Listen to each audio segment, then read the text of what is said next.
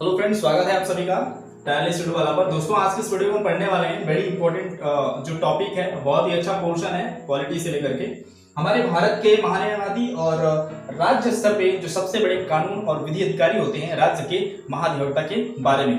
दोस्तों, इस चैप्टर को समझने से पहले सबसे पहले हम समझ लेते हैं आखिर इसकी जो पृष्ठभूमि है, हमारे भारत के जो सर्वोच्च विधि अधिकारी हैं या फिर कानून अधिकारी हैं, जो महाधिवक्ता हैं और महान्यायवादी हैं, इनकी आखिर पृष्ठभूमि आती कहां से। ब्रिटिश भारत के अधीन में जब हमारा भारत ब्रिटिश के अधीन था 1857 की क्रांति से पहले, तो दोस्तों उस समय 1833 के चार्टर एक्ट में एक नियम आया था, जिसमें 1833 के चार्टर एक्ट के द्वारा जो बंगाल का गवर्नर जनरल था उसको भारत का गवर्नर जनरल बुलाया जाने लगा। और भारत के पहले गवर्नर जनरल थे वो लॉर्ड विलियम बेंटिंक थे। लॉर्ड विलियम बेंटिंक की जो मंत्री परिषद थी उसमें एक व्यक्ति लाया गया था, जो इसलिए लाया गया था ताकि भारत के गवर्नर जनरल को कानून के बारे में, विधि के बारे में, नियम के बारे में एक बहुत सटीक जानकारी दे सके विधि अधिकारी लाया गया था। और वो जो विधि अधिकारी है 1833 के चार्टर एक्ट में, वो आज भी हमारे भारत में लागू होती है और कहीं ना कहीं राज्य स्तर पे और केंद्र स्तर पे दोनों पे दिखाई पड़ती है। तो आप देखेंगे केंद्र स्तर पर भारत का महान्यायवादी के रूप में ये विधि अधिकारी काम करता है, जबकि राज्य स्तर पे राज्य का महाधिवक्ता जो है कानून का सबसे बड़ा अधिकारी, कानून अधिकारी, विधि अधिकारी या कानून का ज्ञाता भी कह सकते हैं आप इसको, राज्य का महाधिवक्ता। तो हमारे देश में केंद्र स्तर पे भारत का महान्यायवादी काम करता है विधि अधिकारी के बारे में, सर्वोच्च विधि अधिकारी। और इससे बड़ा जो विधि अधिकारी सेंट्रल गवर्नमेंट मतलब कि सेंटर स्तर पे, केंद्र स्तर पे कोई भी नहीं है। और राज्य स्तर पे अगर बात करें सबसे बड़ा विधि अधिकारी, तो राज्य का महाधिवक्ता है। तो ये दोनों की जो पैरेलल है, जो चलती आ रही है 1833 के चार्टर एक्ट में, वो आज भी हमारे संविधान में वो सारी चीजें ली गई हैं। ओके फ्रेंड्स, तो चलिए पढ़ते हैं। तो देखिए दोस्तों, अभी जो हमारे वर्तमान में जो है एसीआई है, अटॉर्नी जनरल ऑफ इंडिया, इसको हिंदी में कहते हैं भारत का महान्यायवादी, अंग्रेजी में कहते हैं attorney general of India, Bharat का महान्यायवादी। तो हम केवल भारत का महान्यायवादी पढ़ेंगे और आप जो है राज्य का महाधिवक्ता जो है आपको ऑटोमेटिक आपको बन जाएगा, क्योंकि सारे कार्य और उनकी नियुक्ति लेकर के भत्ते, सेवा और उनको महाभियोग की जो प्रक्रियाएं होती हैं वो भारत का महान्यायवादी के ऊपर जो लागू होती हैं वो राज्य के महाधिवक्ता के ऊपर भी एज इट इज लागू होती हैं। अगर आपने इसको समझ लिया तो इसको समझने में आपको बहुत ही आसानी होगी। तो देखिए दोस्तों, अभी वर्तमान में जो एसीआई है, अटॉर्नी जनरल ऑफ इंडिया है, वो के वेणुगोपाल है और ये 15वें नंबर के हमारे एसीआई हैं देश की। हमारे पूर्व राष्ट्रपति जो हैं प्रणब मुखर्जी ने इनको नियुक्त किया था और ये 3 सालों के लिए जो परंपरा जो चली आती है कि 3 सालों के लिए नियुक्त करते हैं, तो उन्होंने भी के वेणुगोपाल को 3 सालों के लिए किया है। अब 2017 में किया है, अब 2020 में आने के बाद ये रिटायर भी हो सकते हैं। हालांकि जो एसीआई होते हैं इनका कोई कार्यकाल भी नहीं होता है, कितने कार्यकाल तक वो काम करेंगे ये सारी बिल्कुल भी चीजें नहीं होती है। तो देखिए, सबसे पहला जो है एसीआई जो होता है attorney general of India, Bharat का जो महान्यायवादी है, वो हमारे भारत का सर्वोच्च विधि अधिकारी होता है। सर्वोच्च विधि अधिकारी का मतलब ये होता है कि केंद्र सरकार पे इससे बड़ा कोई भी विधि अधिकारी नहीं हो सकता है। ये जो विधि अधिकारी है इसका काम क्या होता है, अब देखिए इसकी संवैधानिक संरचना जो है, हमारे संविधान के अनुच्छेद 76 में संवैधानिक इसका उल्लेख दिया गया है।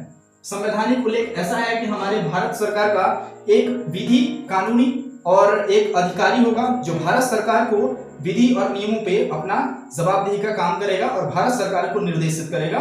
इसके लिए हमारे भारत के संविधान अनुच्छेद 76 में एक संवैधानिक ये ढांचा दिया गया है। तो ये जो पद है वो एक संवैधानिक है। आर्टिकल नंबर 76 में हमारा जो एसीआई है, अटॉर्नी जनरल ऑफ इंडिया की बात की गई है। आगे देखिए, इसके अनुच्छेद 76(1) में इनकी नियुक्ति के बारे में बात करी गई है। तो आप इसको पॉइंट्स को अच्छी तरह से देखिएगा, क्योंकि अगर आपने इसको समझ लिया तो आपने राज्य के महाधिवक्ता के बारे में भी आसानी से समझ सकते हैं। तो देखिए, आर्टिकल नंबर 76(1) में जो एसीआई है उसकी नियुक्ति का प्रावधान बताया गया है। इसकी जो नियुक्ति है वो हमारे जो प्रधानमंत्री होते हैं उनकी मंत्री परिषद होती है और मंत्री परिषद की सलाह पर हमारे राष्ट्रपति जो है उनसे सलाह लेते हैं और भारत के एसीआई कौन होगा उसको नियुक्त करते हैं। अटॉर्नी जनरल ऑफ इंडिया, केंद्र सरकार का सबसे बड़ा विधि अधिकारी कौन होगा, वो मंत्री परिषद से सलाह पर राष्ट्रपति जो है वो अटॉर्नी जनरल ऑफ इंडिया को नियुक्त करते हैं। तो यहां तक क्लियर है आपको, इसकी नियुक्ति जो है वो मंत्री परिषद की सलाह पर राष्ट्रपति द्वारा की जाती है। ठीक है, अब इनकी योग्यता क्या होनी चाहिए। देखिए दोस्तों, भारत का महान्यायवादी बनने के लिए आपको ये चाहिए कि आप 10 साल आप वकालत पे हो, वकीली पर आपका अनुभव हो। 10 सालों का आपका अनुभव जो है वो एक वकील के तौर पर 1-2 राज्य या 3-4 राज्यों को मिला करके आपको 10 साल से कम एक्सपीरियंस नहीं होना चाहिए। इसके लिए साथ ही आप 1-2 या 3 राज्यों को मिला करके आपको 5 साल का अनुभव चाहिए। किसी भी राज्य, 1 राज्य 2 राज्यों का आपको जो उच्च न्यायालय होता है उसका जज का अनुभव चाहिए। तो आपको 5 वर्षों का किसी राज्य का एक न्यायाधीश का आपको 5 सालों का अनुभव चाहिए होता है। इसके लिए आपको 10 वर्षों का एक अधिवक्ता अनुभव होता है। 1 या अधिक राज्यों में आप मिला करके आपने 1 राज्य 2 राज्य, मान लीजिए कि 2 साल मैंने वकील महाराष्ट्र में रहा, 2 साल उत्तर प्रदेश में रहा, तो इस तरीके से मिला करके आपके पास अगर वकील का, एक अधिवक्ता का आपके पास 10 साल का एक्सपीरियंस है, या इसको छोड़ करके अगर आपने न्यायाधीश का काम किया किसी भी राज्य में, 1 राज्य 2 राज्य 3 राज्य, लेकिन आपके पास एक्सपीरियंस अगर 5 साल है, तो आप भी अटॉर्नी जनरल ऑफ इंडिया बन सकते हैं। या फिर आप ये भी कह सकते हैं कि अटॉर्नी जनरल ऑफ इंडिया वही बन सकता है जो सर्वोच्च न्यायालय का जो मुख्य न्यायाधीश है उसकी योग्यता हो, वो अटॉर्नी जनरल ऑफ इंडिया भी बन सकता है। और अटॉर्नी जनरल ऑफ इंडिया बनने के लिए ये सारी योग्यताएं होनी चाहिए। और हमारे भारत का मुख्य न्यायाधीश भी, उसके पास ये सारी योग्यताएं होने के बाद भी वो भारत का मुख्य न्यायाधीश बन सकता है। तो योग्यता आपको समझ में आ गई। 5 वर्षों का किसी भी राज्य में मुख्य न्यायाधीश के तौर पर 5 साल का अनुभव चाहिए, या फिर वकालत के तौर पर, वकील के तौर पर 1, 2, 3 या राज्यों को मिलाकर के 10 साल का आपको अनुभव चाहिए होता है। ठीक है। फिर जाकर हमारी मंत्री परिषद जो है वो सलाह देती है राष्ट्रपति को कि किसे जो है अटॉर्नी जनरल ऑफ इंडिया मतलब बनाया जाना है। इसके बाद राष्ट्रपति जो है उनका नियुक्त कर देते हैं। ये बात समझ में आई। और दूसरी बात है कि भारत का वो नागरिक होना चाहिए। ठीक है। देखिए अनुच्छेद जो 76(2) क्या कहता है कि भारत सरकार को विधिक सलाह, ये बड़ी इंपॉर्टेंट है।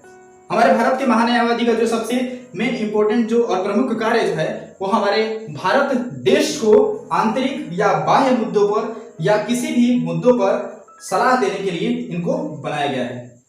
दोस्तों अब ये सलाह किसी भी प्रकार के हो सकते हैं, चाहे वो राष्ट्रपति के अनुदेश जो भी राष्ट्रपति चाहते हैं, या फिर हमारा सेंट्रल गवर्नमेंट जो भी आदेश देता है उस पर निर्देश करना होता है, उसको डायरेक्ट करना होता है, एक सलाह देना होता है किसी भी विधि वाले मुद्दे पर। तो सबसे इंपॉर्टेंट जो काम है वो अटॉर्नी जनरल ऑफ इंडिया का कि भारत सरकार को विधिक सलाह देना। और ये किसी को भी सलाह नहीं देते, हमारे भारत सरकार के मेन मतलब कि राष्ट्रपति के कहने पर, या फिर हमारे राष्ट्रपति या जो हमारा जो संविधान है उसके अनुरूप ही, मतलब देश की किसी भी व्यक्ति की चेष्टा को आहत नहीं होनी चाहिए, किसी की भी भावना नहीं होनी चाहिए। अब ऐसा नहीं देते कि ऐसा भी सलाह कि मतलब किसी व्यक्ति के निजी भाव को मतलब कि ठेस पहुंचे, ऐसा बिल्कुल भी ये नहीं देते हैं। ये इनके मतलब कार्य के अनुरूप नहीं आते हैं। तो भारत सरकार को एक विधिक सलाह देने के लिए इनका मेन जो मोटो है वो बनाया गया है। तो आर्टिकल नंबर 76(2) में ये सारी चीजें हैं। आर्टिकल नंबर 76(3) देखिए, अटॉर्नी जनरल ऑफ इंडिया जो है सभी न्यायालयों में सुनवाई का अधिकार है इसको। अब इसका मतलब क्या है? सभी न्यायालयों में। दोस्तों अटॉर्नी जनरल ऑफ इंडिया एक ऐसा व्यक्ति है भारत का सर्वोच्च जो ये विधि और कानून अधिकारी है, जो लोकसभा में भी बैठ सकता है और राज्यसभा में भी बैठ सकता है। अगर आप देखेंगे संसद की जो आप भाग देखेंगे तो संसद आपको 3 भागों में बैठी है, एक तो लोकसभा, एक राज्यसभा, एक राष्ट्रपति। तो देखिए दोस्तों अटॉर्नी जनरल ऑफ इंडिया जो है वो लोकसभा में भी बैठ सकता है और राज्यसभा में भी बैठ सकता है, और हमारे राज्य के विधानमंडल के निचले सदन जो है विधान परिषद और विधानसभाओं में भी बैठ करके सुनवाई भी कर सकता है। इसके पास इतनी सबसे बड़ी अधिकार है। इसके साथ ही ये राज्य के न्यायालयों में भी सुनवाई कर सकता है। राज्य के जो जिला न्यायालय होते हैं, सत्र न्यायालय होते हैं और निचले स्तर के जितने सारे न्यायालय होते हैं उन पर भी बैठ करके ये सुनवाई कर सकता है। तो संसद के ये लोकसभा में भी बैठ सकता है, राज्यसभा में भी बैठ सकता है, और हमारे जो राज्य की विधानमंडल है उसकी निचली सदन जो होती है विधानसभा और उचली सदन जो होती है विधान परिषद जो होती है उसमें भी बैठ करके ये सुनवाई कर सकता है। इसको इतने सारे अधिकार मिले हैं।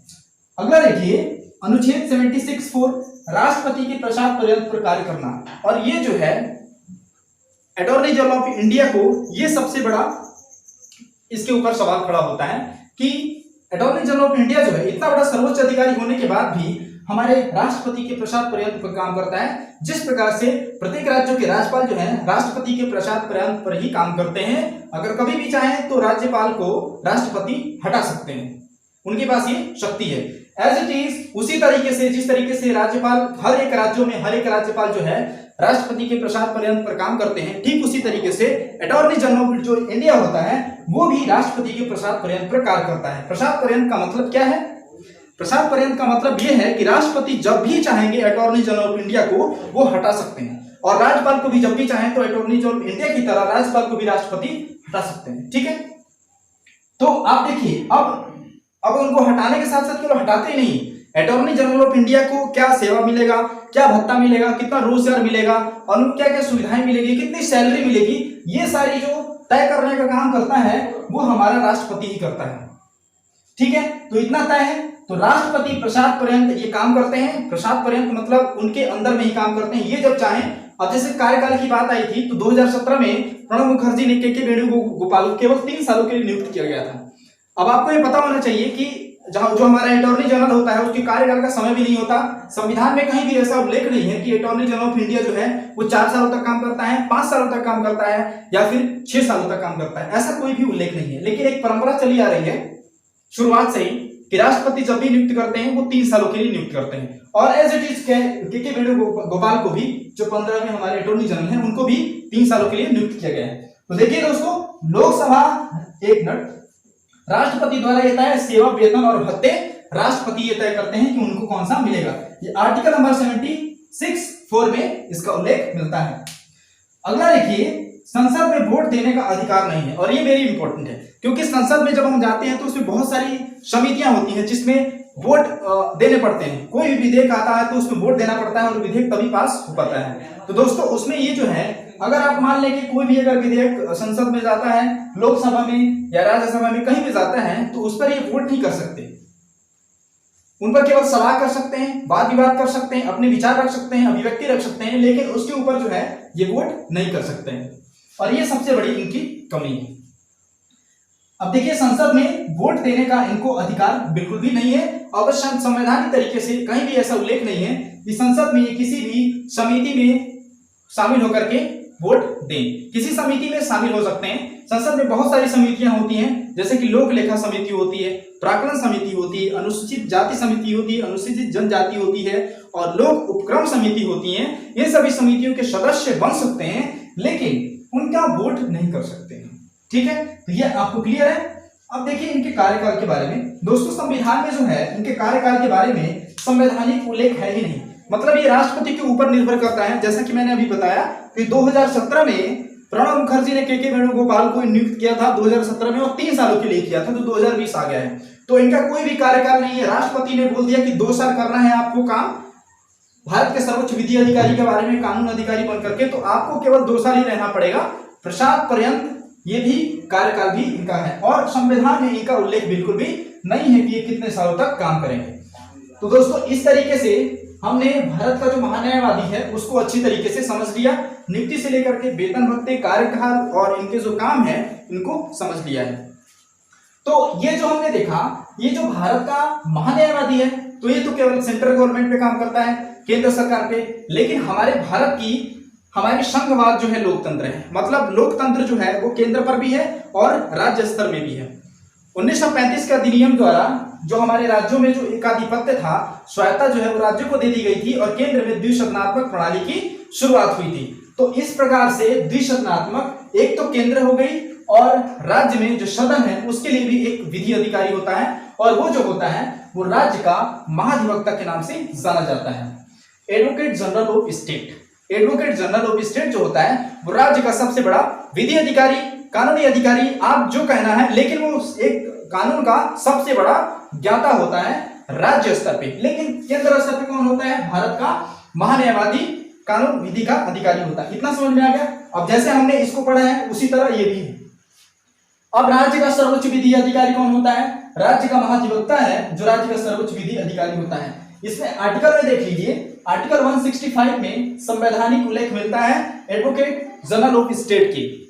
राज्य का जो महाधिवक्ता होता है, आर्टिकल नंबर 165 में इसका संवैधानिक उल्लेख है। और दोस्तों, नियुक्ति की अगर बात करें तो जिस तरीके से भारत के महान्यायवादी की नियुक्ति राष्ट्रपति ने मंत्रिपरिषद की सलाह पर किया था, उसी तरीके से राज्य स्तर पर जो भारत का जो राज्य का महाधिवक्ता है उसकी जो नियुक्ति है वो मंत्रिपरिषद की सलाह पर राज्यपाल द्वारा की जाती है। ठीक है, और योग्यता क्या होनी चाहिए दोस्तों? जिस प्रकार से योग्यता हमने देखा कि किसी को 5 वर्ष किसी राज्य का न्यायाधीश होना चाहिए, तो इसमें ये चीज नहीं है, बाकी सारी चीजें हैं। किसी भी राज्य का एक जज बनने के लिए, मुख्य न्यायाधीश बनने के लिए किसी भी राज्य का जो योग्यता होनी चाहिए, वही योग्यता राज्य के महाधिवक्ता बनने के लिए भी होनी चाहिए। और अगर ये चीज नहीं है तो 10 वर्षों का उच्च न्यायालय में उनको अनुभव होना चाहिए। 10 वर्षों का उच्च न्यायालय में एक वकील के तौर पर अगर उनके पास अनुभव है तो वो भी राज्य के महाधिवक्ता के बारे में जो पोस्ट है वो भी बन सकते हैं। तो दोस्तों देखिए, इस प्रकार से नियुक्ति को भी हमने समझ लिया। लेकिन अगर बात करें एज की, उनकी एज जो है वो 62 वर्ष से कम होनी चाहिए। अब ऐसा नहीं है कि 80 वर्ष का अगर आदमी है तो उसको जो है हम राज्य का महाधिवक्ता बना लें, क्योंकि आप देखिए अगर 62 वर्ष से अगर ऊपर है तो ये भी देखा जाता है, मंत्रिपरिषद उसको तय करती है।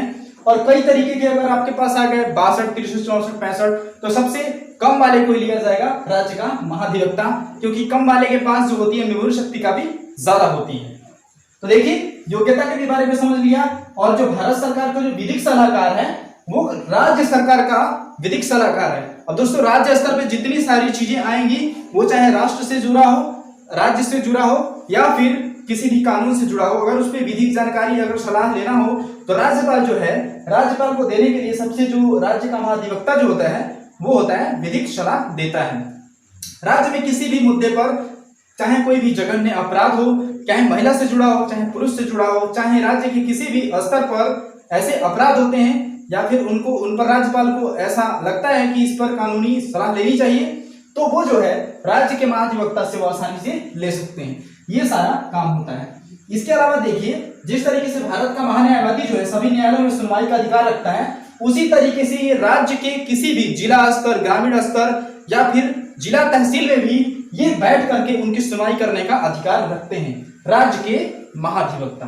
ठीक है, अगला देखिए, राष्ट्रपति के प्रसाद पर्यंत काम करते हैं। तो ये भी है, जिस प्रकार से भारत का जो महान्यायवादी है वो राष्ट्रपति के प्रसाद पर्यंत काम करता है, ठीक उसी तरीके से राज्य का जो महाधिवक्ता होता है वो राज्यपाल के प्रसाद पर्यंत पर काम करता है। अगर राज्यपाल ने बोल दिया कि आपको 2 साल रहना है, तो उनका जो पोस्ट है, जो स्तर है, वो 2 साल का ही रहेगा। ऐसा नहीं होगा कि वो 5 साल का हो जाएगा। तो उनके वेतन भत्ते, सेवा और जितने भी उनको सेवाएं मिलती है, ये राज्यपाल द्वारा ही तय की जाती है कि राज्य के महाधिवक्ता को क्या सेवाएं देनी है, कितनी सेवाएं देनी है और कितना भत्ता देना है। देखिए, संसद में वोट देने का अधिकार नहीं है। जिस तरीके से महाधिवक्ता को संसद में वोट देने का अधिकार नहीं है, उसी तरीके से राज्य की संसद कही जाने वाली विधानमंडल में और उसके निचले सदन जो होती है विधानसभा और ऊपरी सदन जो होती है विधान परिषद में, राज्य का जो महाधिवक्ता होता है उसको भी वोट देने का अधिकार बिल्कुल भी नहीं है। हालांकि वो किसी विधेयक और धन विधेयक पर वाद विवाद कर सकता है, उस पर अपनी विचार रख सकता है, लेकिन वोट नहीं दे सकता, वोट भी नहीं दे सकता, लेकिन बैठ जरूर सकता है। तो देखिए दोस्तों, इस तरीके से। और अगर कार्यकाल के बारे में अगर बात करें तो इनके कार्यकाल के बारे में भी संवैधानिक उल्लेख बिल्कुल भी नहीं दिया गया है। मतलब राज्यपाल जो अगर बोले कि 2 साल आपको काम करना है तो आपको 2 साल ही काम करना है। तो दोस्तों, इस तरीके से हमने जो भारत का जो महान्यायवादी है और राज्य का जो महाधिवक्ता है, इन दोनों को हम लोगों ने समझ लिया। आई होप आपको ये वीडियो बहुत अच्छी लगी होगी और आपको आसानी से समझ में आई होगी। दोस्तों, अगर आपको आसानी से समझ में आई है तो आप वीडियो को, चैनल को सब्सक्राइब जरूर करें, क्योंकि इससे मुझे मोटिवेशन मिलता है और भी अच्छी अच्छी वीडियो बनाने का। दोस्तों, मिलेंगे अगली वीडियो में, तब तक के लिए इजाजत दीजिए। जय हिंद, जय भारत।